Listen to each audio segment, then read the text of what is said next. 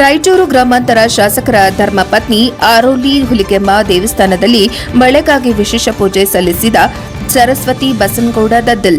ರಾಯಚೂರು ಗ್ರಾಮಾಂತರ ಕ್ಷೇತ್ರದ ಮೌನೇಶ್ ನಾಯಕ್ ದದ್ದಲ್ ಇವರ ನೇತೃತ್ವದಲ್ಲಿ ಇಂದು ರಾಯಚೂರು ಗ್ರಾಮಾಂತರ ಕ್ಷೇತ್ರದ ಶಾಸಕರಾದ ಬಸನಗೌಡ ದದ್ದಲ್ ಅವರ ಧರ್ಮಪತ್ನಿ ಸರಸ್ವತಿ ಬಸನಗೌಡ ಅವರು ಇಂದು ಅರೌಲಿ ಹುಲಿಗೆಮ್ಮ ದೇವಸ್ಥಾನದಲ್ಲಿ ರಾಯಚೂರು ಗ್ರಾಮಾಂತರ ಕ್ಷೇತ್ರದ ಜನರು ಮಳೆ ಇಲ್ಲದೆ ಬೆಳೆಗಳು ಸಂಪೂರ್ಣ ಒಣಗಿ ಹೋಗುತ್ತಿದ್ದು ರೈತರ ಸಂಕಷ್ಟಕ್ಕೆ ಮಳೆ ಬರಲೆಂದು ಅರೌಲಿ ಹುಲಿಗೆಮ್ಮ ದೇವಸ್ಥಾನದಲ್ಲಿ ಇಂದು ಮಳೆಗಾಗಿ ವಿಶೇಷ ಪೂಜೆಯನ್ನ ಸಲ್ಲಿಸಿದರು.